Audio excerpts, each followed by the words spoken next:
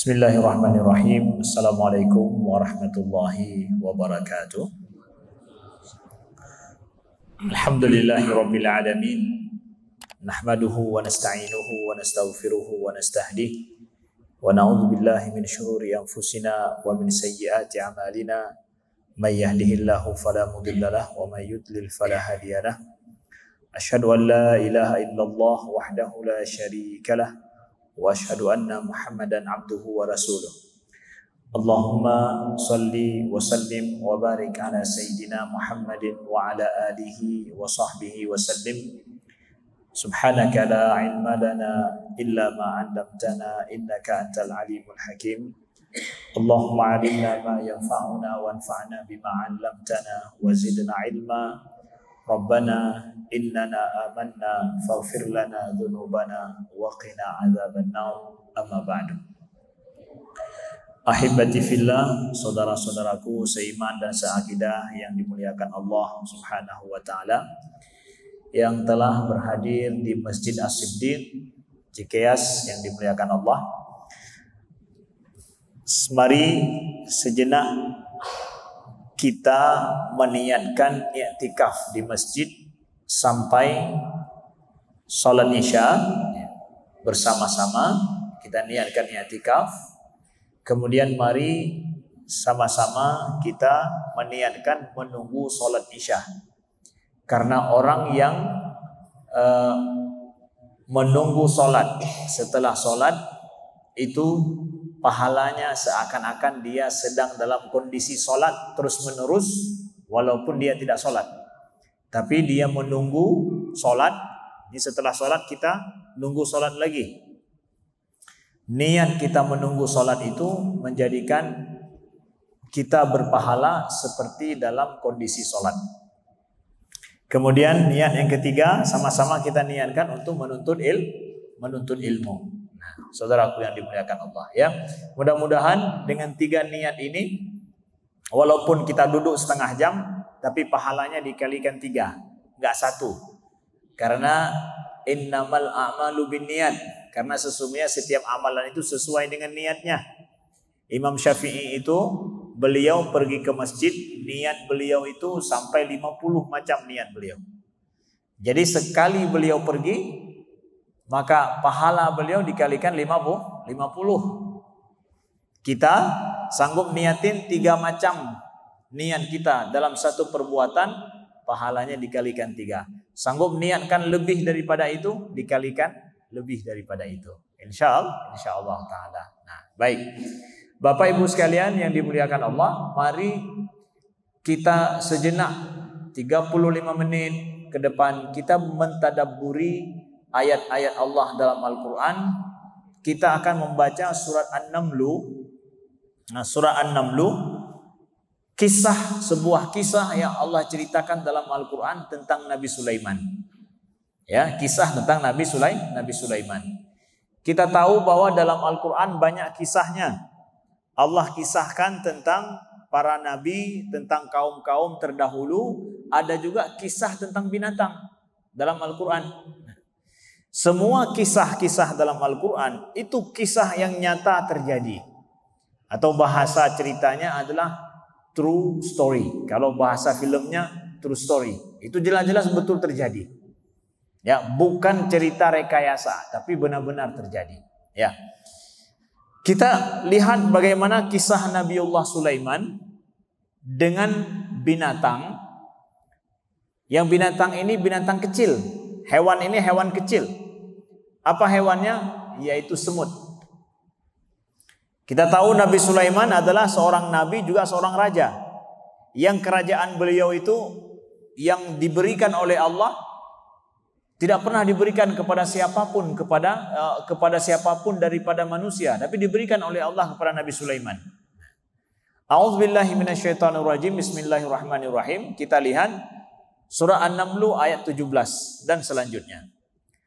Wa husyira li Sulaimana junuduhu minal jinni wal insi wat thairi fahum yuzaun, kata Allah. Dan dihimpun bagi Sulaiman itu tentara-tentaranya dari jin, manusia dan burung. fahum yuzaun, dan mereka berbaris rapi dan tertib, kata Allah. Ya, mari kita bayangkan sama-sama. Allah himpunkan bagi Nabi Sulaiman tentara-tentara Nabi Sulaiman, yang tentara itu terdiri dari apa? Jin, manusia, dan juga burung. Jadi jumlah tentara Nabi Sulaiman banyak. Jin itu pula bisa jadi tentara Nabi Sulaiman. Jin itu ditundukkan oleh Allah kepada Nabi Sulaiman, nggak bisa membangkang jin itu kalau diperintahkan oleh Nabi Sulaiman, ya. Jadi tentara daripada Nabi Sulaiman. Nah, maka bayangkan berapa jumlah tentara Nabi Sulaiman yang banyak sekali. Nah, jadi pada suatu hari setelah mereka semua dihimpun berbaris rapi, Nabi Sulaiman dengan tentara beliau berangkat ke suatu tempat.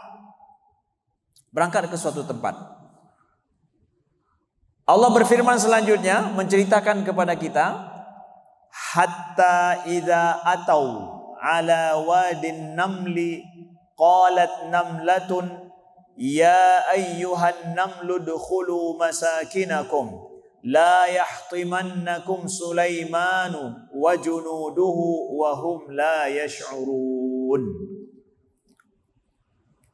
Apa firman Allah? Hingga ketika mereka sampai di lembah semut, berkatalah seekor semut, wahai semut-semut, ya ayyuhan namlu, wahai semut-semut sekalian, masuklah kalian ke dalam sarang-sarang, agar kalian tidak diinjak oleh Sulaiman dan bala tentaranya, sedangkan mereka tidak menyadari, kata semut. Ya, hatta idza atau, ketika Nabi Sulaiman bersama dengan tentara-tentara beliau sampai ke Wadin Naml, lembah semut, atau kita katakan dengan apa namanya, kampungnya semut, ya, lembah semut. Jadi dari jauh datang rame-rame, ketika sampai ke lembah semut atau kampung semut, yang kira-kira itu berapa ekor semutnya? Satu lembah semut kira-kira berapa ekor? Walaupun nggak ada ekor, berapa ekor kira-kira? Jumlah semut yang banyak sekali, nggak sanggup kita hitung. Nah, berkatalah seekor semut, kata Allah. Qalat namlah, berkata seekor semut, wahai semut, masuk kalian semua dalam sarang-sarang kalian. Masuk semua dalam sarang-sarang kalian. Jangan sampai Sulaiman menginjak-injak kalian dengan tentaranya, sedang mereka tidak sadar. Nah, saudaraku yang dimuliakan Allah, mari kita sedikit merenungi ayat ini. Allah menceritakan suatu kisah dalam Al-Quran untuk apa sih? Untuk apa Allah ceritakan ayat dalam Al-Quran? Apa kisah dalam Al-Quran? Ini kisah-kisah semut lagi. Apa hubungannya dengan saya manusia? Ya, apa hubungan dengan saya manusia? Itu kan alam semut. Sedangkan kita alam manusia, itu kan seekor semut. Kita bukan semut. Untuk apa kisah semut itu? Oh Ustadz, Allah ceritakan tentang semut itu ya untuk semut. Emangnya semut baca Quran? Ya, semut ada baca Al-Quran? Enggak kan? Siapa yang baca Al-Quran? Kita. Kalau seandainya kita yang baca Al-Quran, diwahyukan Al-Quran untuk kita, untuk manusia, maka cerita semut ini untuk siapa? Untuk manusia. Emangnya ada apa di situ Ustaz? Kisah tentang semut ini. Nah, inilah namanya mentadabburi Al-Quran, dan kita melihat tafsir para ulama. Di antara ini adalah kami ambil tafsir daripada rujukannya kepada tafsir Imam Sya'rawi rahimahullahu taala.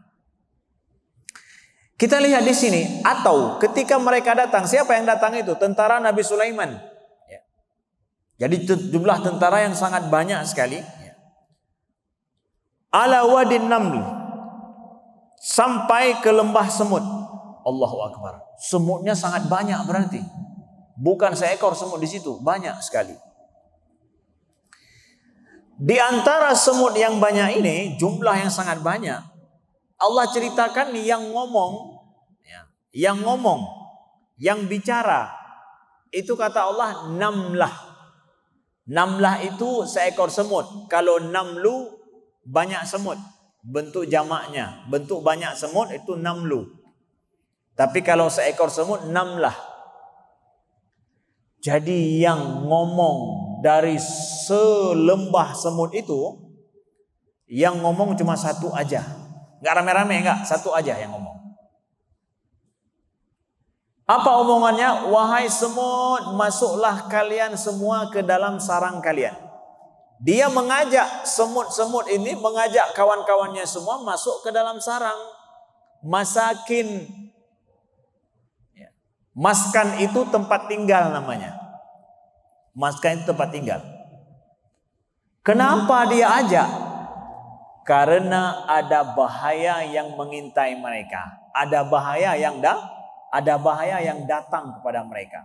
Nah, bahaya yang datang ini, ya, bahaya yang datang ini enggak sembarangan loh. Nabi Sulaiman beserta dengan tentara beliau yang sangat banyak.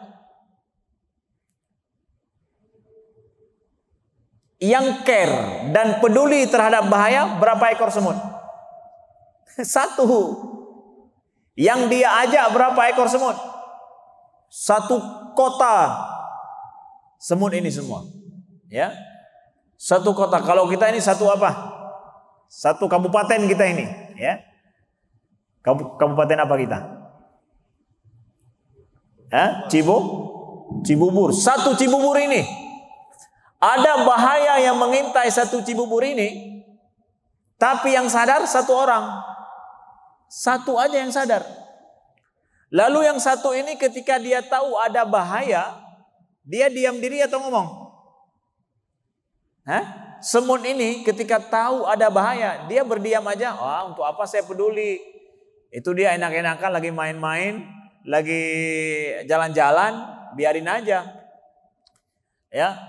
Untuk apa saya peduli? Saya sendirian. Kalaupun saya ngomong, mereka nggak akan dengar. Ya biarin aja lah. Ya, biarin aja, nggak usah. Ya. Kalaupun saya ngomong ya paling satu orang yang dengar, yang lain nggak. Biarin aja. Kita diajarkan oleh Allah melalui semut ini. Kalau kita ketahui ada bahaya yang mengancam orang lain, ada kemungkaran yang dilakukan oleh orang yang membahayakan terhadap dirinya dan kita semua. Kalau kita tahu, walaupun kita sendiri, jangan tinggal diam. Jangan tinggal diam. Ngapain juga? Action. Ngomong, bicara, ajak. Jangan diam. Ajak. Tapi Ustadz, nanti mereka nggak mau dengar. Kalaupun saya ngomong, mereka nggak akan patuh. Urusanmu bukan mereka dengar atau mereka patuh. Ajaklah, itu urusan kita. Urusan kita ngomong, urusan kita bicara, urusan kita ngajak. Dia ikut nggak ikut, bukan urusan kita. Kalau kita tahu itu benar, itu penting. Kalau kita kata itu bisa menyelamatkan, jangan tinggal diam. Actionlah, beraksilah, walau dengan ucapan. Ini diajarkan sama Allah melalui semut ini.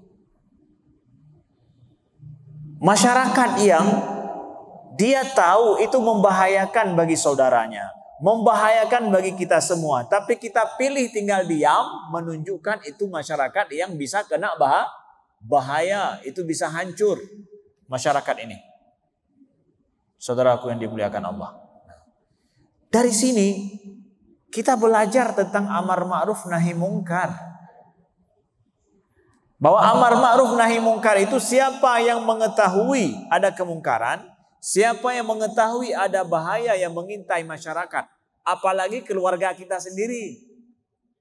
Ya, keluarga kita sendiri, kawan-kawan dekat kita, atau mungkin orang kampung kita.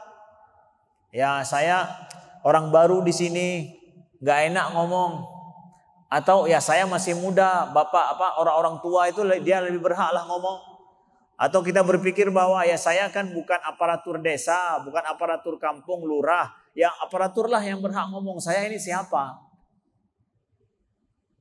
Kita mencari-cari alasan kadang untuk membenarkan kemalasan kita untuk beraction, untuk bertindak amar ma'ruf nahi mungkar. Tidak boleh begitu. Maka semut ini, saudaraku yang dimuliakan Allah, dicatat oleh Allah dalam Al-Quran. Apakah gara-gara banyak semut atau gara-gara satu semut? Kalau seandainya ketika Nabi Sulaiman lewat lembah semut itu, nggak ada seekor semut pun yang ngomong, gimana? Maka nggak akan ada kisah dalam Al-Quran tentang semut. Ya, adanya kisah semut dalam Al-Quran gara-gara seekor semut, bukan gara-gara banyaknya semut. Banyak semut tapi diam sama dengan tidak seperti tidak ada. Ini dikisahkan gara-gara satu orang, seekor semut ini ngomong ini. Kita juga begitu. Satu Cibubur ini nggak peduli satu orang pun, maka kita seperti nggak ada apa-apanya. Tapi kalau ada satu orang yang masih mengajak pada kebaikan, satu orang masih menyeru kepada yang ma'ruf, masih melarang kepada yang mungkar, ajakan kita amar ma'ruf nahi mungkar ini, saudaraku sekalian, ini dicatat oleh Allah loh dalam Al-Quran. Dicatat oleh Allah dalam Al-Quran. Maaf, dan dicatat oleh Allah melalui para malaikat. Kalau kita ajak amar ma'ruf nahi mungkar, walaupun mungkin orang nggak banyak dengar, tapi malaikat di langit mencatat loh. Mencatat bahwa dia masih mengajak kepada kebaikan. Di Cibubur ini masih ada orang yang peduli pada kebaikan. Itu yang terdengar. Suara ajakan kebaikan itu yang terdengar. Sedangkan yang lain yang diam, gak beraction apa-apa, seperti tak ada apa-apa, walaupun ramai.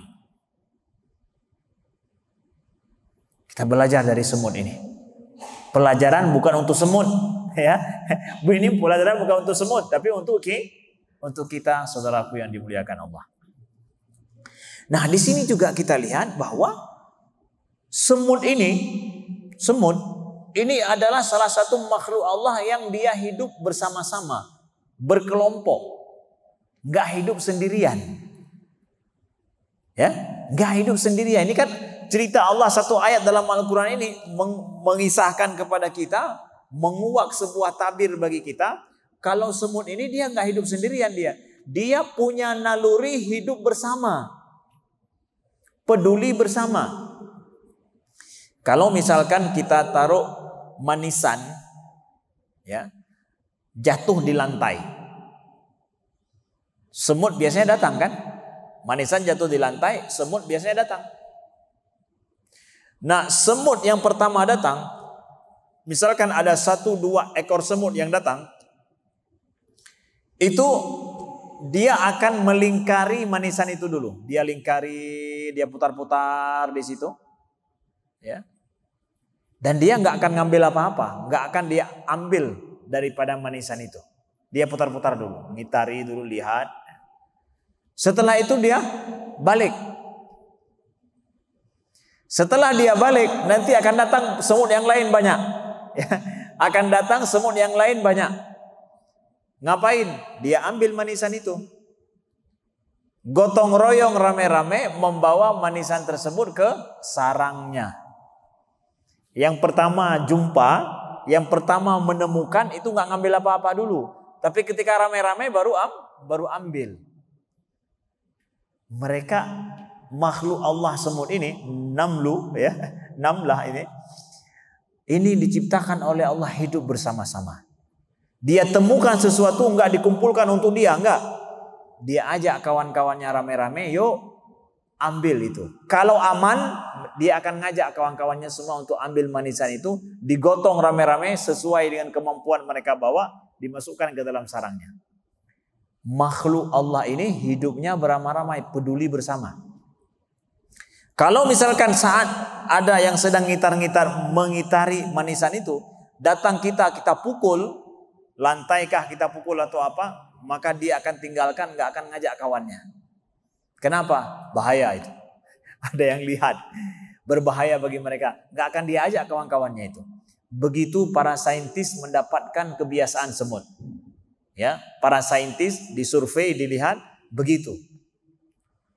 Ada kemampuan hidup bersama di kalangan semut ini, saudaraku yang dimuliakan Allah. Nah, lalu kita lihat semut ini mengajak saudara-saudaranya masuk ke dalam masakin. Masakin itu apa? Maskan itu tempat tinggal, tempat diam. Dalam bahasa Arab bermakna sakan. Sakan itu tempat menyenangkan atau apa? Membuat kita tidak khawatir, tidak takut, tenang. Nah, Allah sebutkan sarang semut itu dengan maskan, tempat yang menenangkan. Semut aja yang binatang, dia dalam hidup perlu kepada tempat tinggal, yang tempat tinggal itu menenangkannya. Ya, tidak mengkhawatirkan, tapi di situ bisa menyelamatkan. Maka saudaraku yang dimuliakan Allah, ini perlu kita belajar bahwa kita dalam hidup dimanapun kita pergi, ya, kemanapun kita akan pergi, dimanapun kita berada, kita mesti dalam hidup memiliki tempat yang menenangkan dalam hidup kita. Rumah kita kalau kita. Kalau semut, sarangnya. Kalau kita, rumah kita. Itu kebutuhan fitrah kita, bahwa rumah tempat kita tinggal, entahkah kita buat dari mungkin hanya berupa sebuah gubuk yang kecil, ataukah mungkin rumah yang mewah, atau rumah biasa saja. Yang penting dari itu semua bukan mewahnya, bukan permasalahan dia gubuknya, ini itu bukan. Menenangkan tidak kita di situ. Bukan masalah dari apa terbuat. Ya, berapa luasnya? Bukan masalah luas, tapi masalah menenangkan. Untuk apa rumah luas, besar dan mewah masuk ke dalam rumah justru mengkhawatirkan, tidak menenangkan kita. Punya suami, punya istri justru penyebab daripada sengsara kita di rumah.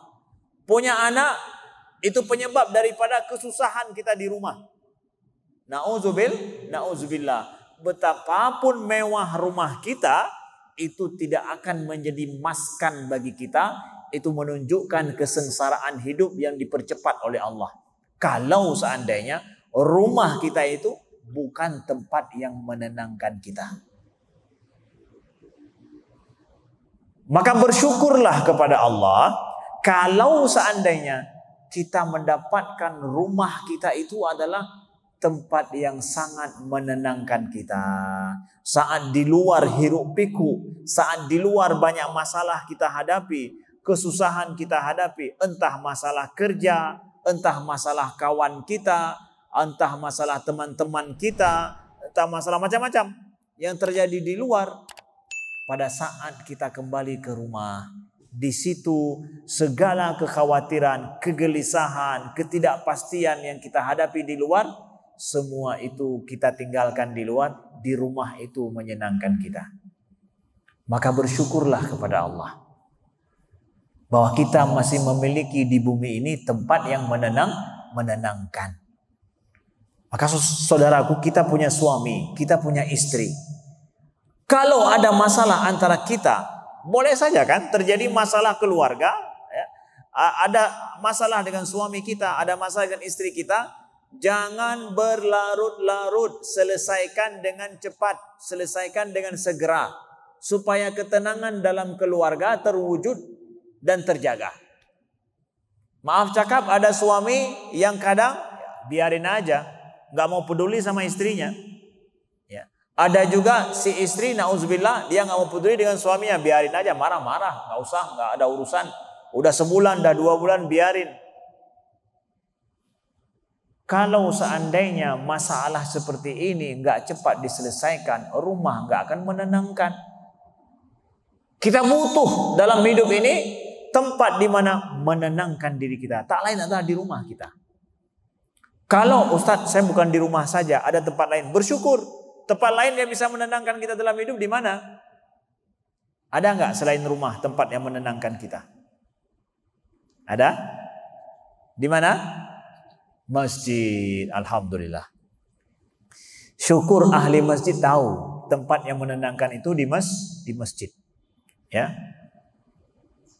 Walladzina amanu wa tatma'innu qulubuhum bidzikrillah, kata Allah. Ala bidzikrillah tatma'innul qulub. Adapun orang-orang yang beriman itu akan tenang jiwanya itu dengan berzikir kepada Allah.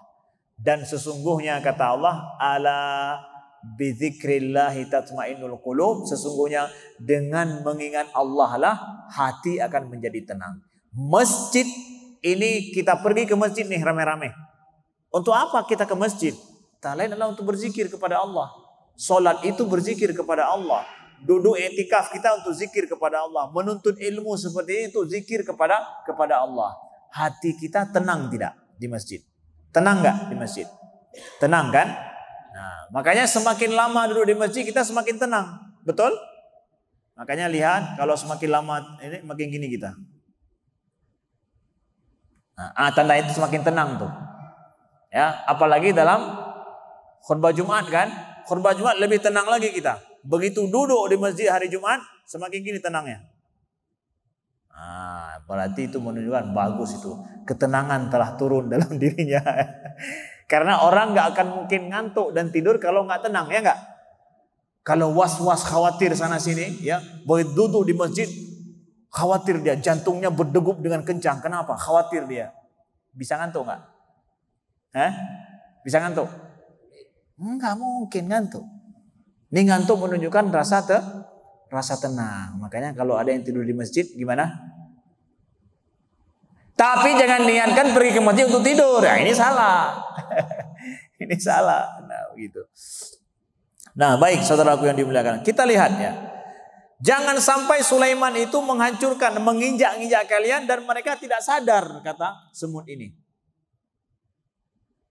Jadi ukuran kata semut ini, ya, kalau Nabi Sulaiman lewat lembah semut itu terinjak, itu Nabi Sulaiman nggak sadar, dan juga tentara Nabi Sulaiman nggak sadar gitu kalau terinjak, nggak sadar kalau udah terinjak semut. Kira-kira semutnya itu segede apa? Masa Nabi Sulaiman? Segede apa semut? Ya segede semut. Ukuran hari ini kalau kita nginjak semut, terasa terinjak semut enggak? Terasa? Enggak terasa. Masa Nabi Sulaiman juga begitu. Kalau semut itu terinjak, itu enggak terasa terinjak semut. Menunjukkan semut masa Nabi Sulaiman itu sekecil semut. Sekecil semut masa kita juga ya, sama dia kecil semut. Itu. Nah, mari kita lihat, jadi dari sini Allah menceritakan kisah ini secara detail, yang ngomong, yang peduli terhadap masyarakat semut pada saat itu daripada mara bahaya hanya berapa ekor semut? Satu aja. Dan satu itulah yang dicatat oleh Allah dalam Al-Quran. Diceritakan kepada kita. Yang kalau semut yang atu itu aja nggak mau ngomong, ya udahlah lewat semua itu. Nah, selanjutnya kita lihat. Apakah semut ini selamat? Selamat nggak daripada tentara Nabi Sulaiman? Fatabassama dhahikan min qawliha wa qala rabbi auzi'ni an ashkura ni'mataka allati an'amta 'alayya wa 'ala walidayya wa an a'mala salihan tardah wa adkhilni bi rahmatika fi ibadikas salihin. Fatabassama dhahikan min qawliha, maka Sulaiman tersenyum lalu tertawa karena mendengar perkataan semut ini.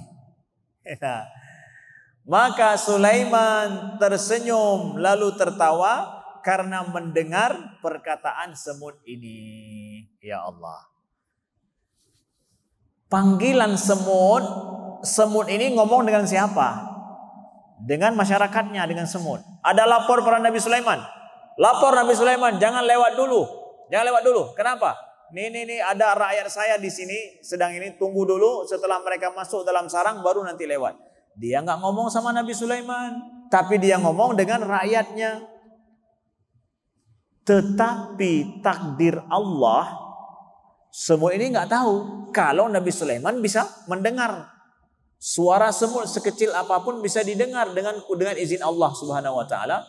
Nabi Sulaiman pun mendengar perkataan semut yang sedang ngajak kaumnya masuk ke dalam sarang. Ternyata Nabi Sulaiman mendengar semut ini yang amar ma'ruf nahi mungkar dia. Di luar prediksi perkiraan semut. Sampai Nabi Sulaiman senang mendengarnya. Tabassam, tersenyum Nabi Sulaiman.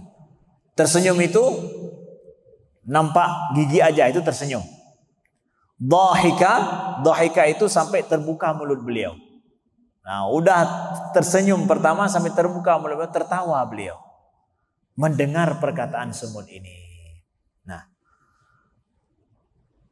saudaraku yang dimuliakan Allah, Allah ada cerita nggak kepada kita, Ustadz? Kalau misalkan ada yang nanya, Ustadz, setelah diajak sama semut itu ada berapa ekor semut yang patuh?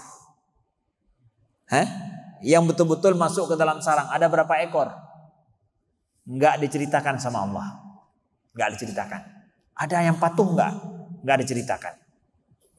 Tapi yang diceritakan Nabi Sulaiman dengar. Itu aja. Tapi apakah semua semut masuk ke dalam sarang? Nggak diceritain sama Allah kepada kita. Kira-kira Nabi Sulaiman lewat nggak nginjak semut itu atau nunggu sampai semut itu masuk ke dalam sarang? Kira-kira gimana? Selama Nabi Sulaiman telah mendengar, mungkinkah selama Nabi Sulaiman sudah tahu, mungkinkah Nabi Sulaiman ayo lanjutkan, injak terus? Nggak mungkin kan? Berhasil nggak semut ini ternyata menyelamatkan kaumnya? Berhasil. Sampai kepada Nabi Sulaiman. Nabi Sulaiman tahu, Nabi Sulaiman suruh berdiri semua pasukan beliau, jangan lewat. Ini lembah semut. Ada di sana semut yang masih peduli terhadap kaumnya. Kita juga begitu dalam amar ma'ruf nahi mungkar. Jangan banyak berdalih bahwa kalau saya ngomong nggak ada yang dengar. Siapalah saya sendiri. Itu orang lagi semua lagi lari-lari, lagi joget-joget, dari ini lagi itu. Mereka nggak mau peduli. Ngomonglah, ajaklah, lakukan amar ma'ruf nahi mungkar. Kalau kita tahu itu tidak benar, maka katakan dengan cara yang baik, ajak dengan cara yang bijak. Yang nanti mereka mau patuh atau tidak, itu bukan urusan kita. Yang jangan kita salah cara ngajaknya, bikin orang tambah marah atau menimbulkan kerusakan, itu yang jangan. Masalah patuh dia tidak patuh itu bukan urusan kita. Allah yang lebih berkehendak menginginkan segala sesuatu. Tapi yakinlah saudaraku yang dimuliakan Allah, bahwa semua ajakan kita pada kebaikan itu tercatat di langit. Tercatat loh. Walau mungkin orang nggak dengar, walau mungkin orang nggak patuh. Maka Rasulullah Sallallahu Alaihi Wasallam mengatakan kepada kita dalam hadisnya, man ra'a minkum munkaran falyughayyirhu biyadihi, fa in lam yastati' fa bilisanihi, fa in lam yastati' fa biqalbihi, fadzalika adhaful iman. Siapa di antara kalian yang melihat kemungkaran, enggak benar nih, ada orang copet, orang mencuri, orang lagi apa gitu, yang ini mungkar nih, enggak baik nih, enggak bagus, ya, maka falyughayyirhu biyadihi, bertindaklah dengan tangan kita, dengan action kita, bertindak, kata Nabi Sallallahu Alaihi Wasallam. Kalau enggak sanggup, fabilisanih, maka dengan lisan kita, pakai lisan kita, ngomong, ucapkan, keluarkan suaramu, ajak orang, kasih tahu, ingatkan. Fa in lam yastati', tapi kalau enggak sanggup juga dengan lisan, fa biqalbih, maka dengan hati. Gimana Ustaz kita amar ma'ruf nahi mungkar dengan hati? Emangnya orang dengar hati kita? Kalau dengan tangan kita jelas kan? Ketahuan kalau kita bertindak mau apa kita? Pakai tangan kita. Langsung action kita. Atau kita pakai lisan kita, ya orang dengar. Nih gimana amar ma'ruf nahi mungkar? Ya, kita mengubah kemungkaran dengan hati kita. Emangnya orang dengar?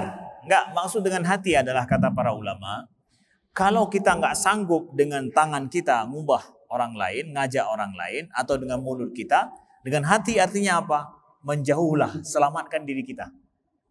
Ya, jangan ikut-ikutan, jangan berada di tempat itu, menjauhlah. Dan kemudian apa makna yang kedua? Mengubah dengan hati. Jangan ridho dengan perbuatan kemungkaran itu. Jangan dukung. Jangan menganggap wah mantap juga ya. Sesekali boleh juga kita coba gitu. Nah kalau hati ngomong begitu, nah itu berarti nggak ada amar ma'ruf nahi mungkar dengan hati kita. Udah nggak sanggup dengan tangan, pakai lisan. Kalau nggak sanggup dengan lisan juga, ya jaga hati kita. Jangan ridho dengan kemungkaran itu. Jangan senang dengan kemungkaran itu. Lalu kemudian apa? Jauhi diri kita dari tempat itu. Jangan mendekat. Jauhi. Karena orang yang ridho dengan sebuah kemungkaran sama dengan mendukung kemungkaran itu, walau dia nggak buat. Dia termasuk sama dengan orang yang melakukan itu. Ada orang membuat sebuah maksiat misalkan. Lalu orang berbuat maksiat itu kita udah ada di tempat itu, nggak kita ngomong, nggak kita ajak, nggak kita cegah. Hati kita senang pula dengan itu. Dosa orang yang melakukan tercatat, dosa kita yang ridho dengan itu juga tercatat sama seperti orang yang buat. Kenapa? Hati kita ridho dengan itu. Hati kita senang dengan itu. Udah nggak melakukan, nggak mencegah, jauhi dengan hati kita. Jauhkan diri kita dari itu. Bukti bahwa kita nggak ridho dengan itu. Kita kerja di suatu tempat, di situ banyak maksiatnya, banyak penipuannya, bahkan unsur uangnya ini uang yang nggak benar nih dapat uangnya nih. Jangan ridho dengan pekerjaan itu atau bahkan ikut bantu, jangan. Tapi apa juga hengkang dari situ, cari pekerjaan lain. Allah akan mudahkan kok bagi orang yang betul-betul dia menginginkan kebaikan, mencari harta halal dalam hari-harinya, Allah akan tunjukkan jalan yang mudah baginya. Dia tinggalkan yang haram, dia tinggalkan yang syubhat yang tidak benar demi menjaga kehalalan pemasukannya. Allah akan mudahkan baginya rizki. Jangan takut hilang rizki gara-gara dia kata, saya kalau nggak di sini ya saya takut nanti nggak dapat apa-apa. Ya biarin aja lah, walaupun uang-uang ini nggak benar di dalamnya, ya mau buat apa lagi? No, jangan, saudaraku. Seorang Muslim nggak berpikir begitu. Maka kata Nabi SAW, fadzalika adhaful iman. Orang yang hanya mampu mencegah kemungkaran maksiat dengan hatinya, itu adalah orang yang adhaful iman, orang yang paling lemah imannya. Kenapa? Iman kita nggak sanggup mencegah kemungkaran dengan lisan atau dengan tangan kita. Berarti iman kita ini lemah. Kenapa? Ya sanggup untuk diri kita aja. Iman kita itu berefeknya untuk diri kita aja, nggak mampu untuk nolong orang lain. Berarti kita orang lemah iman. Nah, yang lemah iman begini berarti iman cukup untuk diri kita. Tapi kalau seandainya udah dengan tangan enggak, dengan lisan enggak, dengan hati juga enggak, coba tanyakan, di mana imannya itu? Udah dengan hati, kalau cuma dengan hati doang, kata Nabi selemah-lemah iman. Nih hati pun enggak dipakai untuk mencegah kemungkaran. Gimana imannya itu? Apa kabar imannya? Ya, kemana iman itu? Bapak dengan hati bapak itu dari dikatakan Nabi selemah-lemah iman itu pakai hati loh. Kalau enggak hati juga enggak tahulah apa. Udah masuk ICU imannya itu. Iman itu harus masuk ICU, masuk ke ruang gawat darurat udah tuh. Kalau masih lemas-lemas masih di kamar biasa lah. Ini kalau sudah lemas pun udah nggak terasa lagi Ustaz. Udahlah, imannya itu masuk ruang ICU aja lah. Nunggu-nunggu nih kapan dead deh. Astagfirullah. Ya, jangan. Paling kurang hati ini tetap harus bertahan. Ya. Kalau ada maksiat, kalau ada kemungkaran. Baik, ada yang bertanya? 1, 2 mungkin yang hadir di sini. Ada yang ingin yang ditanyakan? Baik masalah ini atau masalah yang dirasakan perlu mau tahu Ustaz gimana ini Ustaz hukumnya atau apa dari kehidupan sehari-hari mungkin kami persilakan kalau ada yang ingin bertanya. Silakan. Waalaikumsalam. Saya menyampaikan kesulitan di rumah itu keluarga muslim semua. Alhamdulillah. Yang satu tekun ibadah, yang satu ini macet. Ini tolong penjelasan. Baik. Nah, alhamdulillah Ustaz, nama saya Suyatno, keluarga saya muslim semua. Cuma yang satu rajin ibadah, alhamdulillah, satu lagi ini macet. Nah, ya. Mohon saran daripada Ustaz. Alhamdulillah. Bapak Ibu sekalian yang dimuliakan Allah, tidak ada keluarga yang tidak ada masalah. Itu yang pertama. Semua keluarga ada masalah di dalamnya. Tapi keluarga yang bermasalah adalah keluarga yang nggak tahu kalau dalam keluarga ada masalah. Nah, ini masalah besar ini. Kalau kita sadar nih ada masalah dengan anak saya, ada masalah dengan saudara saya, ya. Gimana Ustaz? Kalau saya selaku ayah dan ayah itu bertanggung jawab terhadap anaknya, maka kalau anaknya berbuat sebuah kemungkaran atau maksiat, atau dia lupa akan agamanya, kita harus bertindak. Nggak boleh dengan hati aja, nggak boleh. Karena kita punya kekuatan, kita punya fungsi, punya tugas, punya kewajiban selaku ayah dan ibu. Ustadz, gimana caranya Ustadz? Teruslah ingatkan anak kita itu. Ingatkan anak kita, ingatkan saudara kita bahwa apa yang kamu lakukan seperti itu tidak benar. Itu tidak benar. Yang benarnya begini. Ayah melakukan begini, adikmu begini, abangmu begini. Jangan ingatkan sekali, terus menerus ingatkan dia. Dan ingatkan dengan cara yang baik. Satu. Yang kedua, berdoalah kepada Allah. Salat hajat bahkan. Malam kita salat, atau mungkin setelah salat isya, salat hajat 2 rakaat. Minta sama Allah, ya Allah, aku memiliki seorang anak begini. Tunjukkanlah, lemahkanlah hatinya, berikan hidayah bagi dirinya supaya dia meninggalkan maksiatnya, meninggalkan kemungkarannya, meninggalkan ini yang dia lakukan. Itu adukan sama Allah. Jangan cuma kita pintar ngomong kepada si anak tapi lupa ngomong sama Allah. Sampaikan kepada Allah ada masalah kita. Saudaraku, apa saja masalah dalam hidup ini, Allah sangat cinta kepada kita. Kalau itu kita sampaikan kepada Allah. Sampai kata Nabi SAW, kalau ada tali sendal kita yang putus, sampaikan pada Allah gantinya. Tali sendal kita jalan putus, sampaikan pada Allah. Ya Allah, tali sendalku putus, engkau gantikan ya Allah. Allah suka. Kalau ada masalah itu kita sampaikan kepada Allah. Jangan lupa dan terus ingatkan, jangan berhenti. Kita nggak tahu kapan sampai masanya dia akan berubah. Seseorang itu loh. Jangan pikir hari ini dia begitu, selamanya begitu. Oh enggak. Dia bisa berubah, ada masanya. Hanya Allah yang tahu. Kita jangan putus asa. Nah, kita jangan putus asa.